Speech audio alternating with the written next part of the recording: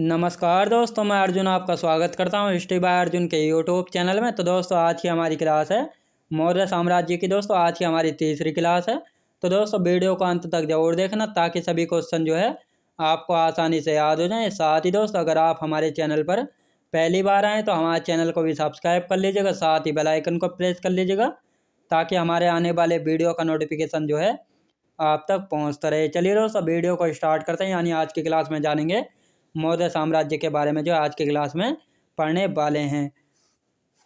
तो दोस्तों कल की क्लास में जो हमने जाना था सम्राट अशोक के बारे में, जो हमने कल की क्लास में जाना था जिनका शासनकाल जो है 269 BC से लेकर 232 BC तक जो है रहा था। सम्राट अशोक के दोस्तों 14 शिलालेख थे और जिनमें से जो है सबसे बड़ा शिलालेख कौन सा था? 13वां शिलालेख था, जिसमें इसी 13वें शिलालेख में जो है दोस्तों कलिंग युद्ध के बारे में जो है बताया गया था। और इसी कलिंग युद्ध के बाद जो है दोस्तों सम्राट अशोक ने जो है भेरी घोष की नीति की जगह जो है धम्म घोष की नीति जो है अपना ली थी। और धम्म घोष की नीति के बाद जो है इन्होंने बौद्ध धर्म को जो है अपना लिया था। याद रखें दोस्तों। तो इस प्रकार जो है इन्होंने कलिंग युद्ध के बाद जो है दोस्तों बौद्ध धर्म को अपना लिया था। याद रखेंगे। और सबसे छोटा अभिलेख की बात की जाए तो रोमन देई अभिलेख जो है सबसे छोटा अभिलेख है। याद रखेंगे। और गुफाओं का निर्माण करवाया दोस्तों, गुफाओं का जो है निर्माण करवाया था। कौन कौन सी गुफाएं हैं जिनका निर्माण करवाया गया था? तो सुदामा गुफा, विश्व झोंपड़ी, चौपार कर्ज गुफा, ये सभी गुफाएं जो हैं दोस्तों बौद्ध भिक्षुओं हेतु जो है बनवाई गई थी सम्राट अशोक के द्वारा। याद रखेंगे। यानी सुदामा गुफा, विश्व झोंपड़ी, चौपार कर्ज गुफा, ये सभी गुफाएं जो हैं बौद्ध भिक्षुओं हेतु जो है किसने बनवाई थी? ये सभी जो है सम्राट अशोक के द्वारा इन सभी का निर्माण जो है करवाया गया था। सांची का स्तूप दोस्तों, सांची का जो स्तूप है इसका निर्माण मध्य प्रदेश में करवाया था। याद रखें दोस्तों सम्राट अशोक ने जो है सांची के स्तूप का जो है निर्माण करवाया था। कहाँ पर दोस्तों? मध्य प्रदेश में। याद रखेंगे। अब सम्राट अशोक के बाद जो है इनके उत्तराधिकारी कौन हुए? यानी सम्राट अशोक के बाद जो है इनके उत्तराधिकारी कौन हुए? तो उत्तराधिकारी हुए दोस्तों कुणाल, कुणाल के बाद जो दोस्तों संप्रीति, संप्रीति के बाद शालीशुक, शालीशुक के बाद देववर्मन, देववर्मन के बाद बृहद्रथ। तो दोस्तों ये जो है सभी बहुत कमजोर शासक जो है हुए हैं। याद रखेंगे। और इसी बृहद्रथ का जो है बृहद्रथ जो है दोस्तों मौर्य वंश का जो है अंतिम शासक था। याद रखें दोस्तों मौर्य वंश के अंतिम शासक की बात की जाए तो बृहद्रथ थे। और इसी बृहद्रथ का जो है एक सेनापति था जिसका नाम था पुष्यमित्र शुंग। और उसी पुष्यमित्र शुंग ने जो है बृहद्रथ की हत्या करके जो है एक नए वंश की स्थापना की थी। यानी शुंग वंश की जो है स्थापना की थी बृहद्रथ की हत्या करके। किसने? पुष्यमित्र शुंग ने। याद रखेंगे। अब पुष्यमित्र शुंग का दोस्तों पुष्यमित्र शुंग ने जो है शुंग वंश की स्थापना की थी। शुंग वंश के शासनकाल की बात की जाए तो 185 BC से लेकर 73 BC तक जो है शासनकाल रहा था दोस्तों शुंग वंश का। याद रखेंगे। अब इसने मौर्य वंश के दोस्तों इसने जो है मौर्य वंश के अंतिम शासक की हत्या करके जो है शुंग वंश की जो है स्थापना की थी। और यह जो है एक ब्राह्मण साम्राज्य था दोस्तों। शुंग वंश जो है एक ब्राह्मण साम्राज्य था। याद रखेंगे। और संस्थापक की बात की जाए तो संस्थापक थे पुष्यमित्र शुंग, जो कि 185 BC से लेकर 149 BC तक जो है गद्दी पर रहे थे पुष्यमित्र शुंग। राजधानी क्या थी दोस्तों? राजधानी थी इनकी विदिशा, जो कि मध्य प्रदेश में थी। राजभाषा की बात की जाए तो संस्कृत भाषा थी। और इसने अशोक के 84,000 स्तूपों को जो है तोड़वा दिया था। याद रखेंगे दोस्तों। यानी पुष्यमित्र शुंग जो है बौद्ध धर्म से जो है बहुत ही चिढ़ने वाला जो है व्यक्ति था। और इसने जो है बौद्ध धर्म के जो है 84,000 स्तूपों को तोड़वा दिया था, जिनको जो है सम्राट अशोक ने जो है इनका जो है निर्माण करवाया था। लेकिन पुष्यमित्र शुंग ने जो है 84,000 स्तूपों को जो है तोड़वा दिया था।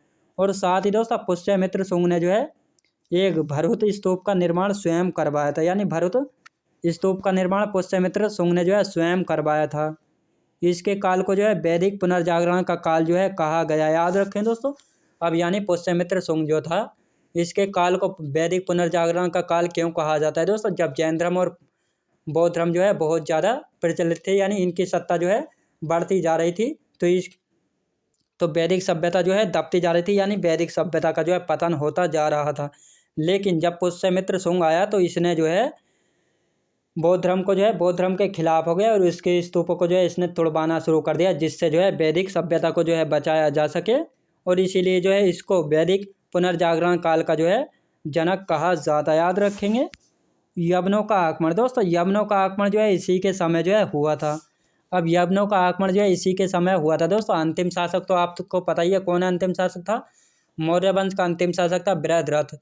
जब बृहद्रथ का सेनापति था पुष्यमित्र शुंग। जब इसने बृहद्रथ से कहा कि भाई सुन कि ये जितने भी बौद्ध मठ हैं या बौद्ध विहार हैं, इनमें जो है ये यमन लोग जो है आकर इकट्ठा हो रहे हैं बौद्ध भिक्षुओं के रूप में, और ये आकर जो है हम तुम पर जो है आक्रमण करेंगे। लेकिन बृहद्रथ ने कहा कि ऐसा कुछ नहीं है। तो जब इसकी बात नहीं मानी तो पुष्यमित्र शुंग ने जो है बृहद्रथ की हत्या करके जो है स्वयं नए शुंग वंश की स्थापना की, और उसके बाद जो है बौद्ध भिक्षुओं के यानी 84,000 स्तूपों को जो है तोड़वा दिए। तो इस प्रकार जो है यवनों का आक्रमण हुआ था, याद रखेंगे। और यूनान के डेमीट्रस ने जो है आक्रमण किया था, याद रखेंगे। इसके दरबार में जो है पतंजलि रहते थे दोस्तों। इसके दरबार में जो है पतंजलि रहते थे, जो कि योग शास्त्र, जिन्होंने योग शास्त्र लिखा और महाभाष्य भी जो है लिखा था दोस्तों। महाभाष्य जो है यानी आपने सुना होगा पाणिनि की पुस्तक थी, एक अष्टाध्याय, जो कि व्याकरण की प्रथम पुस्तक थी। तो उसी पुस्तक से प्रेरित था महाभाष्य, और यह महाभाष्य भी जो है एक व्याकरण की जो है पुस्तक थी, जो कि पतंजलि महर्षि ने जो है इसको लिखा था, याद रखेंगे। जो कि महाभाष्य दोस्तों, जो कि महाभाष्य पाणिनि के अष्टाध्याय से प्रेरित थी, याद रखें दोस्तों। पतंजलि ने जो है 2 अश्वमेध यज्ञ करवाए थे, और पुष्यमित्र शुंग के लिए जो है ये 2 अश्वमेध यज्ञ जो है कराए थे। अब दोस्तों ये अश्वमेध यज्ञ क्या होते थे, यानी एक जो है घोड़ा छोड़ा जाता था, और घोड़ा जहाँ तक जाएगा वहाँ तक जो है साम्राज्य उस राजा का हो जाएगा, और उसके पीछे जो है सेना आती थी, यानी जो भी उस घोड़े को रोकेगा जो है उस घोड़े के पीछे आती थी, और उस सेना को जो है हराना होगा। तो ये होते थे दोस्तों अश्वमेध यज्ञ, जो कि साम्राज्य विस्तार के लिए जो है किए जाते थे। अब पुष्यमित्र शुंग के बाद कौन आया दोस्तों? पुष्यमित्र शुंग के बाद आया था इसका पुत्र अग्निमित्र, जो है उत्तराधिकारी बना। अग्निमित्र कौन था दोस्तों? इसका पुत्र था पुष्यमित्र शुंग का, और पुष्यमित्र शुंग के बाद जो है इसका उत्तराधिकारी जो है बना था। इसी के समय दोस्तों विदर्भ का जो है युद्ध हुआ था। इसके बाद कौन आया था? वसु ज्येष्ठ आया था। फिर आया था दोस्तों वसुमित्र। फिर कौन आया था? देवभूति आया था। और ये देवभूति जो है अंतिम शासक हुआ है किसका दोस्तों? पुष्यमित्र शुंग का, यानी पुष्य शुंग वंश का जो है अंतिम शासक था देवभूति, याद रखेंगे। अग्निमित्र दोस्तों, अग्निमित्र ने जो है कलिंग के विरुद्ध जो है अभियान किया था, और कलिंग पर जब इसने अभियान किया था तो वहाँ का शासक कौन था? तो खारवेल था दोस्तों। कलिंग जो है वर्तमान उड़ीसा क्षेत्र है, तो वही जो है कलिंग क्षेत्र हुआ करता था। यानी जब सम्राट अशोक ने जो है कलिंग युद्ध किया था, तो उसके बाद जो है आपको पता ही है कि बौद्ध धर्म की नीति यानी धम्म को जो है अपना लिया था। तो जब सम्राट अशोक के बाद जो है उनके उत्तराधिकारी हुए थे, तो बहुत ही ज़्यादा जो है कमज़ोर उत्तराधिकारी जो है हुए हैं। तो इस प्रकार जो है सभी क्षेत्रों ने जो है अपने आप को जो है स्वतंत्र कर लिया था। उनमें से जो है एक कलिंग भी जो है अपने आप को जो है स्वतंत्र कर लिया था। और यहीं पर जो है दोस्तों उस समय चेदी वंश था, जिसको कलचुरी वंश के नाम से भी जो है जाना जाता है, और संस्थापक थे महामेघ वाहन, याद रखेंगे। तो इसी कलिंग के विरुद्ध जो है अग्निमित्र ने जो है विरुद्ध अभियान जो है किया था। तो उस समय खारवेल जो है यहाँ के शासक थे, और ये खारवेल जो है इसी चेदी वंश यानी कलचुरी वंश के जो है प्रतापी यानी महान शासक जो है हुए हैं, याद रखेंगे दोस्तों खारवेल। और खारवेल ने जो है दोस्तों हाथी गुफा या हाथी गुम्फा दोस्तों कुछ भी आपको लिखा मिला सकता है दोस्तों, और प्राकृतिक भाषा में जो है ये जारी कराया गया था। इसी हाथी गुम्फा अभिलेख में जो है कलिंग प्रशासन के बारे में जो है बताया गया है। और भारतवर्ष का उल्लेख जो है कहाँ पर मिलता है? तो इसी हाथी गुम्फा अभिलेख से मिलता है भारतवर्ष का उल्लेख, याद रखेंगे। अब कौन सा यानी शुंग वंश के बाद कौन सा आता है? कण्व वंश जो है आता है, याद रखें दोस्तों। कण्व वंश के बारे में इतना विशेष जो है कुछ नहीं है। इसका शासनकाल है दोस्तों 73 BC से लेकर 30 BC तक जो है रहा था। संस्थापक की बात की जाए तो वासुदेव थे, और अंतिम शासक की बात की जाए तो सुशर्मन थे, और इनकी 2 राजधानियाँ थी, पाटलिपुत्र और विदिशा, याद रखेंगे। अब इनके बाद आता है दोस्तों आंध्र साध वंश, जिसके बारे में दोस्तों हम कल को पढ़ेंगे। तो दोस्तों मैं उम्मीद करता हूँ आपको वीडियो क्वालिटी कंटेंट वगैरह सभी कुछ आपको पसंद आया होगा। पसंद आया हो तो लाइक शेयर और सब्सक्राइब करना बिल्कुल भी ना भूलें। साथ ही दोस्तों अगर आप हमारे चैनल पर पहली बार आएँ तो हमारे चैनल को भी सब्सक्राइब कर लीजिएगा, साथ ही बेल आइकन को प्रेस कर लीजिएगा, ताकि हमारे आने वाले वीडियो का नोटिफिकेशन जो है आप तक पहुँचता रहे। चलिए दोस्तों मिलते हैं नेक्स्ट वीडियोज़ में।